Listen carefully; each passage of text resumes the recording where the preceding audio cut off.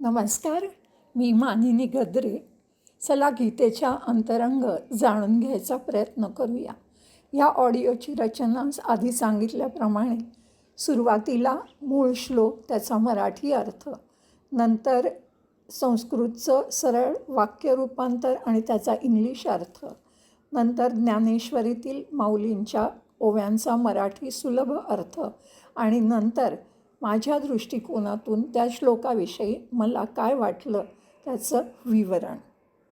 सर्वप्रथम आपण मूळ श्लोकाचा संधिविग्रह करून त्यातील प्रत्येक शब्दाचा मराठीत अर्थ पाहूया. पूर्वाभ्यासेन तेनैव ह्रियते वशोऽपि सः जिज्ञासूरूपी योगस्य शब्द ब्रह्माती वर्तते. पवित्र धनवंतांच्या घरात जन्म घेणाऱ्या योगभ्रष्टांना सुद्धा पूर्वाभ्यासाच्या बळावर भगवंताकडे आकर्षित केले जाते आणि त्याविषयी आणि योगाचा जिज्ञासू असणाऱ्याच्या महत्त्वाविषयी सांगताना परमेश्वर म्हणतात, सहा श्रीमंताच्या घरात जन्मलेला तो योगभ्रष्ट योगी तेन पूर्वाभ्यासेन एव, त्या पूर्वीच्या अभ्यासामुळेच अवशः पराधीन होऊन ही निसंशयपणे ह्रियते भगवंताकडून आकर्षित केला जातो. तथा तसेच योगस्य शब्दब्रह्मीरूप योगाचा जिज्ञासू अपि, जिज्ञासूसुद्धा शब्दब्रह्म वेदात सांगितलेल्या सकाम कर्माचे फळ अतिवर्तते, उल्लंघन करून जातो. म्हणजेच तो श्रीमंताच्या घरात जन्म घेणारा योगभ्रष्ट पराधीन असला तरी त्या पहिल्या जन्मीच्या अभ्यासामुळेच निशंकपणे भगवंताकडे आकर्षिला जातो. तसेच समबुद्धिरूप योगाचा जिज्ञासू देखील वेदाने सांगितलेल्या सकाम कर्मांच्या फळांना ओलांडून पलीकडे जातो. 4 प्रकारचे भक्त आपण आधी बघितलेत: अर्थ, जिज्ञासू, अर्थार्थी आणि ज्ञानी. प्रयत्नाद्यतमानस्तु योगी संशुद्ध किल्बिषः अनेक जन्म संसिद्धस्ततो याती पराम गतिम. योग्यांच्या कुळी जन्म घेणाऱ्या योगभ्रष्ट पुरुषाला परमगती प्राप्त होते हे सांगताना परमेश्वर म्हणतात, परंतु प्रयत्नपूर्वक यतमान हा अभ्यास करणारा योगी हा तर अनेक जन्म संसिद्ध हा मागील अनेक जन्मांच्या संस्काराच्या सामर्थ्यामुळे याच जन्मात संसिद्ध म्हणजे सिद्धीला सिद्धी, मोक्ष, संशुद्ध किल्बिषः संपूर्ण पापांनी रहित होऊन ततः नंतर तत्काळ परामगतीम परमगती याती प्राप्त करून घेतो. बिषा म्हणजे पाप चढणं कठीण आहे, परामगतीम अनन्य अक्षर. परमेश्वर म्हणतात, परंतु प्रयत्नपूर्वक अभ्यास करणारे योगी तर मागील अनेक जन्मांच्या संस्कारांच्या जोरावर याच जन्मात पूर्ण सिद्धी मिळवून सर्व पापांपासून मुक्त होऊन तात्काळ परमगतीला प्राप्त होतो. तपस्वीभ्योऽधिको योगी ज्ञानीभ्योऽपि मतोऽधिकः कर्मीभ्यश्चाधिको योगी तस्मात् योगी भवार्जुन. योग्याच्या महिम्याविषयी कथन आणि योगी बनण्याची आज्ञा करताना परमेश्वर म्हणतात, कारण योगी तपस्वीभ्यः अधिकः तपस्वी लोकांपेक्षा श्रेष्ठ आहे. ज्ञानीभ्यः अपि शास्त्रज्ञानी पुरुषापेक्षाही तो अधिक मतः श्रेष्ठ मानला गेला आहे. 3 योगी आहेत: तप, ज्ञान आणि कर्म. तपयोगी, ज्ञानयोगी आणि कर्मयोगी. आणि कर्मीभ्यः सकाम कर्म करणाऱ्या माणसांपेक्षाही योगी अधिकः श्रेष्ठ आहे. तस्मात म्हणून हे अर्जुना तू योगी हो. परमेश्वर म्हणतात, कारण तपस्व्यांहूनही योगी श्रेष्ठ आहे, ज्ञानाहूनही तो श्रेष्ठ मानला गेला आहे आणि सकाम कर्मे करणाऱ्यांहूनही योगी श्रेष्ठ आहे. म्हणून हे अर्जुना तू योगी हो. योगिनामपि सर्वेषां मद्गतेनान्तरात्मना श्रद्धावान भजते यो मां समे युक्ततमो मतः. सर्व योग्यांपेक्षा अनन्य प्रेमाने श्रद्धापूर्वक भगवंताचं भजन करणाऱ्या योग्याची प्रशंसा इथे परमेश्वर करतात.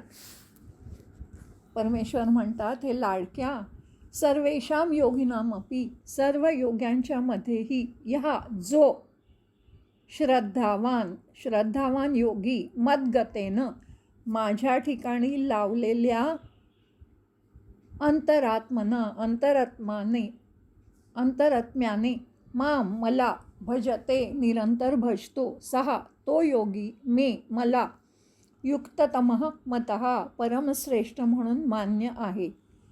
परमेश्वर म्हणतात, सर्व योग्यातही जो श्रद्धावान योगी माझ्या ठिकाणी अंतरात्म्याला स्थापन करून मला अखंड भजतो, तो योगी मला सर्वात श्रेष्ठ वाटतो.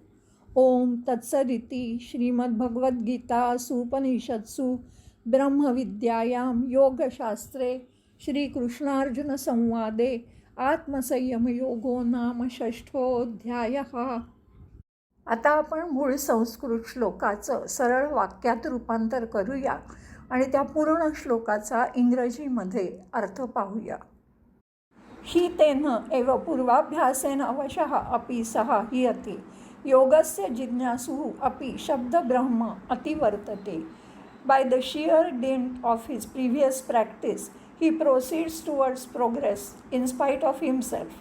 Even the curiosity to know this yoga is superior to the performance of Vedic rites. Tu prayatnat yatamaनः योगी संसिद्ध किल्बिषः अनेक जन्म संसिद्ध ततं परां गतिं याति. The yogi who strives diligently is purified and perfected through many births before finally reaching the supreme enlightened state. तपस्विभ्यः योगी अधिकः ज्ञानिभ्यः अपि अधिकः मतः योगी कर्मिभ्यः च अधिकः तस्मात् अर्जुन योगी भव. Yogi is superior to those who practice penance. He is thought to be even superior to the learned and superior to those who do righteous actions. Therefore, Arjuna, be a yogi. सर्वेषां योगिनाम् अपि यः श्रद्धवान् मद्गतेन अंतरात्मना मां भजते स मे युक्ततमः मतः. Of all the yogis who is devoted to me and worships me with his self merged into me is considered to be the best by me. इति श्रीमद्भगवद्गीतासूपनिषत्सु ब्रह्मविद्यायां योगशास्त्रे श्रीकृष्णार्जुन संवादे आत्मसंयमयोगो अभ्यासयोगो नाम षष्ठोऽध्यायः. श्रीकृष्णार्पणमस्तु.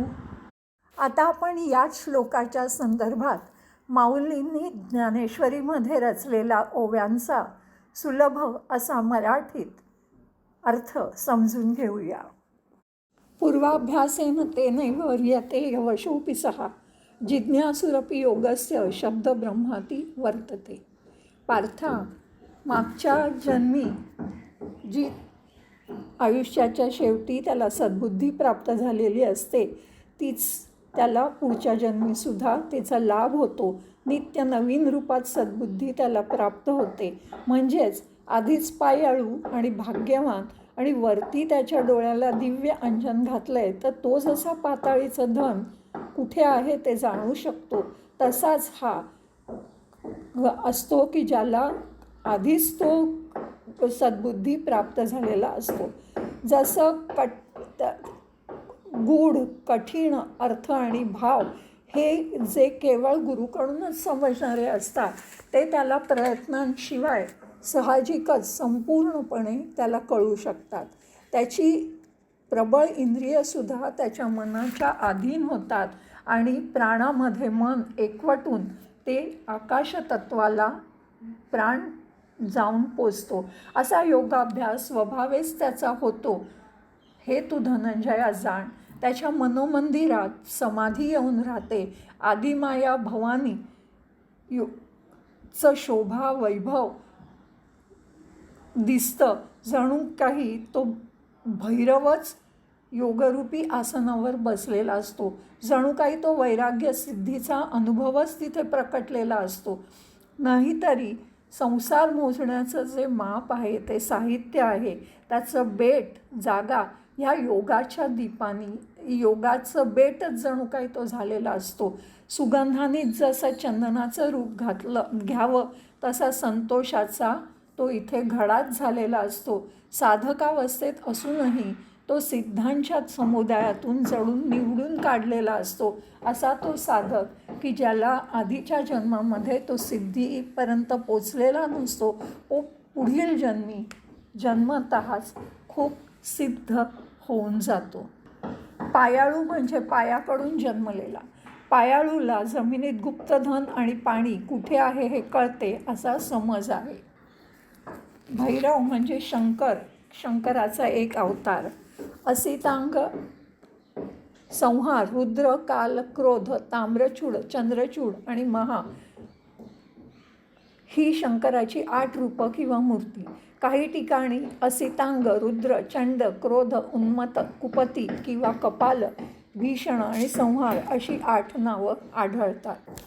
साधकावस्था म्हणजे साधक या स्थितीत असताना. साधक आत्मस्वरूपाचा अनुभव मिळावा यासाठी सद्गुरूंच्या मार्गदर्शनाप्रमाणे ध्यान इत्यादी मार्गाने अभ्यास प्रयत्न करणारा मनुष्य.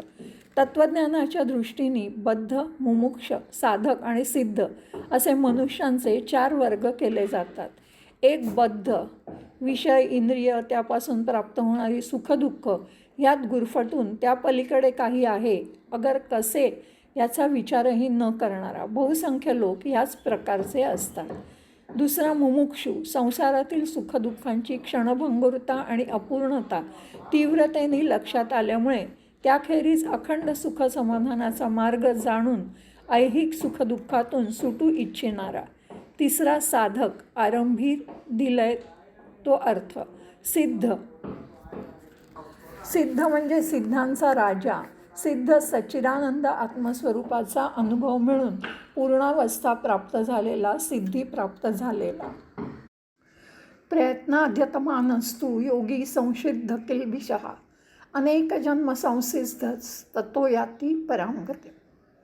पार्था, कोट्यावधी सहस्र जन्मांचे प्रतिबंध त्यांनी ओलांडलेले असतात त्या सिद्धाने, आणि मग तो आत्मसिद्धीचा तीर गाठतो, संसार तरून जातो, आणि म्हणून सगळं काही त्याला, सगळी साधनं, जे काय साध्य करायचं ते आपोआप त्याला साध्य होतं.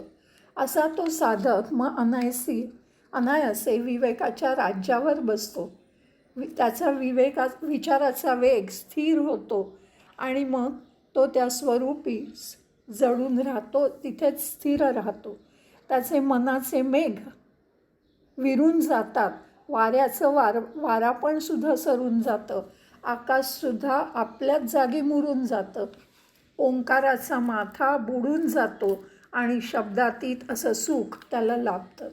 म्हणून त्याचं आधीच शब्दांना मौन प्राप्त होतं आणि गहन अशी ब्रह्मस्थिती त्याला प्राप्त होते. जी सगळ्या गतींची गती आहे ती अमूर्त अशी गतीच आहे. ती जणू काही तो मूर्तीच होऊन जातो. जन्मजन्मांतरी मनाच्या चंचलतेचा केर त्याने झाडून टाकलेला असतो. म्हणून हा जन्म पावता क्षणीच त्याला ब्रह्माशी एकरूप होण्याचा मुहूर्त प्राप्त होतो. जसं अभ्र विरून गेल्यावर ते आकाशात तद्रूप होऊन जातं, तसं ब्रह्मस्वरूपाशीच जणू काही त्या साधकाचं लग्न होतं आणि तो त्याच्यापासून अभिन्न होतो, त्याच्याशी एकरूप होऊन जातो. जिथून विश्व निर्माण होतं त्याच स्वरूपात तो देहधारी असूनसुद्धा या देहामध्येच लीन होतो. स्वतःच ते स्वरूप प्राप्त करून घेतो आणि तो ब्रह्मरूप होतो. तपस्वीभ्योऽधिको योगी ज्ञानीभ्योऽपीधिको मतोऽधिकः कर्मीभ्यश्चाधिको योगी तस्माद् योगी भवार्जुन.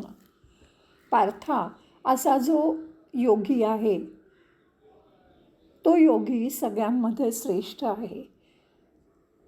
जे कर्मयोगी असतात ते आपल्या बाहूंवर, धैर्यावर विश्वास ठेवून एखाद्या वस्तूची, ज्याची त्यांना आस असते, त्याच्यासाठी वेगवेगळी कर्म करत कर्मामध्ये, षटकर्मांच्या प्रवाहामध्ये उडी मारतात.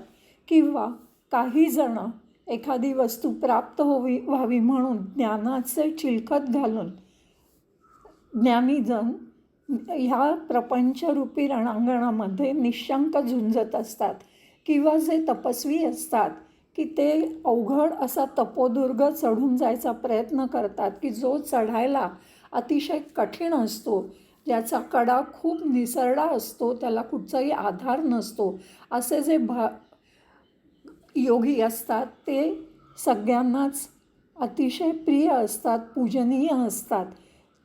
तो याज्ञिकांचा तो यजनाचा विषय असतात. असे सगळ्यांना सर्व काळी जे पूजनीय असतात, जे परब्रह्म असतं, जे प्रत्येक साधकाचं साध्य असतं, मोक्ष मिळवण्याचं ते साधन असतं, असा मोक्षच जो झाला आहे तो योगी कर्मनिष्ठांना वंद्य असतो. तपस्व्यांचा तो आद्य तपोनाथ असतो. जाणायला योग्य असा ज्ञानी यांचं तोच जगामध्ये त्यालाच जाण्याची इच्छा ते करतात.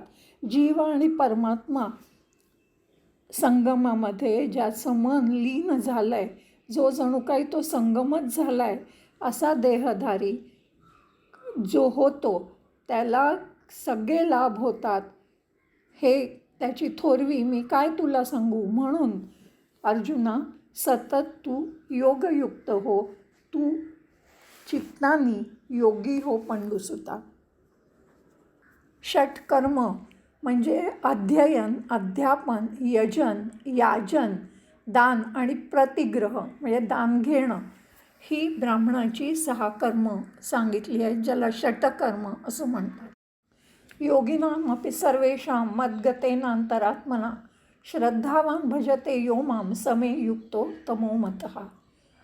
पार्था, सगळ्या योग्यांपेक्षा अनन्य प्रेमाने श्रद्धापूर्वक माझ्या ठिकाणी अंतरात्म्याला स्थापन करून जो अखंड माझं भजन करतो तो योगी मला सर्वात श्रेष्ठ वाटतो. पार्था, ज्याला जगामध्ये योगी असं नाव देतात, तो देवांचाही देव असतो असं तू जाण. तो माझं सर्वस्व असतो, तो माझा ठेवा असतो, जणू काही तो माझा प्राणच असतो स्वाभाविकपणे. पार्था, ज्याचं भजन करायचं त्याचं भजन हेच भक्तीचं एकमेव साधन आहे. आणि ज्या योग्यांनी स्वानुभवाच्या बळावर जे मद्रूप झाले, जे अखंडपणे माझ्यामध्येच जोडलेले असतात, मग एकमेकांचा प्रेमभाव काय वर्णू बोलामध्ये, जणू काही तो माझ्याशी इतका एकरूप झालेला असतो की चकोराचा चंद्र तो झालेला असतो. मी देह तर तो माझा आत्मा असतो. चकोर हा एक पक्षी हा चंद्रकिरणांवर जगतो असा कवी संकेत आहे. चंद्राबद्दल ह्याचं प्रेम प्रसिद्ध आहे. कृष्णाचं हे बोलणं संजयाने धृतराष्ट्राला सांगितलं. संजय म्हणाला की पार्थाच्या ठाई जी श्रवणाची, ऐकण्याची इच्छा होती, आस्था होती, ती आता दुप्पट झाली. आणि ते कृष्णाला कळून चुकलं. त्यामुळे त्याचं चित्त तृप्त झालं आणि तो आपलं भाषण ग्रहण करायला जणू काही दर्पण झाला आहे हे त्याच्या लक्षात आलं. म्हणून देव आनंदाच्या भराने त्याला जास्त निरूपण करून सांगायला लागले. तोच प्रसंग पुढील अध्यायामध्ये शांतरसामध्ये प्रकट होईल. पुढचा प्रसंग शांतरसामध्ये उघडेल. सिद्धांत बीजाचं जणू काही भांडं भरून ठेवलं आहे. सत्वगुणाचा वर्षाव होतो आहे आणि श्रोत्यांचा भावसुद्धा भराला आला आहे. तिथे आध्यात्मिक तापाची ढेकळं जणू काही विरून गेली आहेत. चतुर जे भाविक समोर बसलेत त्यांच्या चित्ताचे जणू काही वाफे सिद्ध झालेत. आपोआप अवधानरूपी पेरणीचा सुवर्ण समय आला आहे आणि म्हणून ज्ञानबीज पेरायला निवृत्तीनाथांची इच्छा झाली आहे.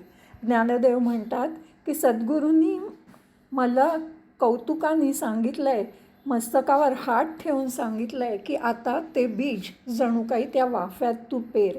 म्हणून मला अंतरात स्फुरण होतं आहे आणि तेच माझ्या मुखातून गुरुकृपेने बाहेर पडतं आहे.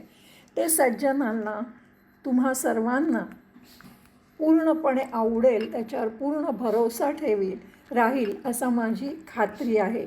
असं ते जे काही समजतं आहे, प्रभूंनी जे काय सांगितलं, जे काय भगवंत बोलले, ते मनाचा कान करून, बुद्धीचे डोळे उघडून आणि आपल्या चित्ताचं किंमत मोबदला देऊन पूर्णपणे ऐकून घ्यावं.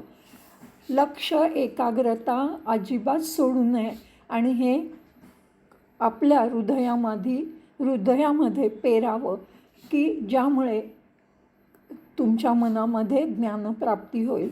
आपल्या जाणत्यांची बुद्धी संतुष्ट करून तुमचं स्वहित साधेल, तुम्हाला पूर्णावस्था लागून तुमचं जीवन पूर्ण सुखपूर्ण करेल असं श्रीकृष्ण आता बोलतील.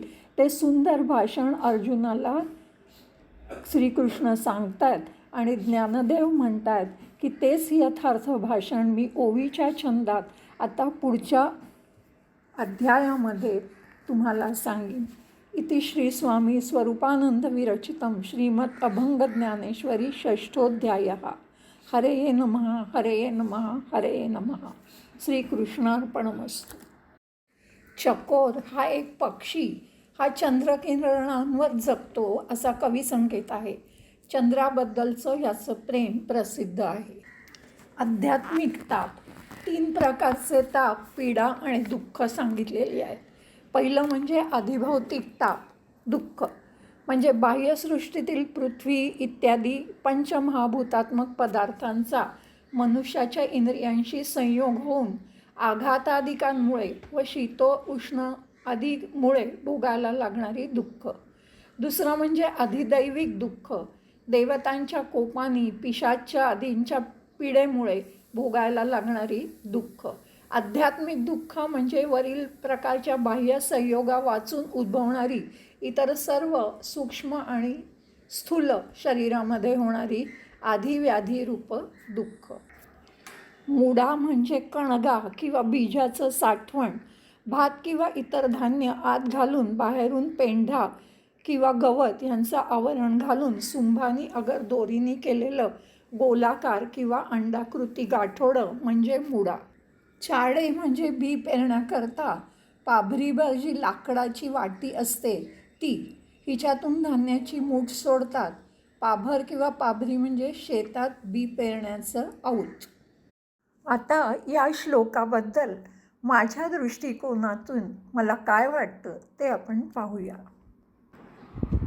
6व्या अध्यायातले 24 ते 47 या अध्याय समाप्तीच्या श्लोकांमध्ये परमेश्वर योग्याच्या पुढील गतीविषयी म्हणतात की आत्ता जे मी तुला सांगितलं त्यातल्या श्रीमंत घरात जन्मलेल्याला आधीच्या त्याच्या अभ्यासामुळे त्याची इच्छा नसली तरीही अवश्यपणे पराधीनपणे परमेश्वराकडे तो आकर्षित केला जातो आणि मग तो आपल्या कर्मफळांना ओलांडून जाऊ शकतो.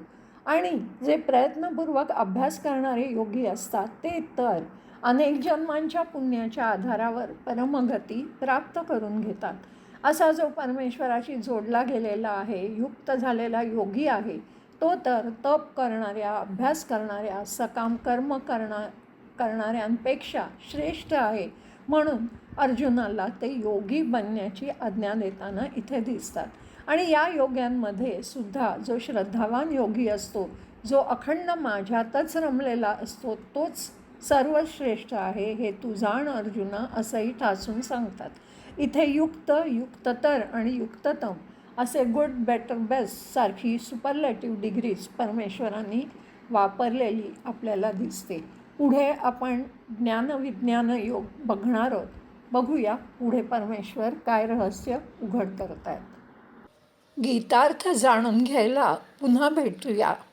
मनःपूर्वक धन्यवाद.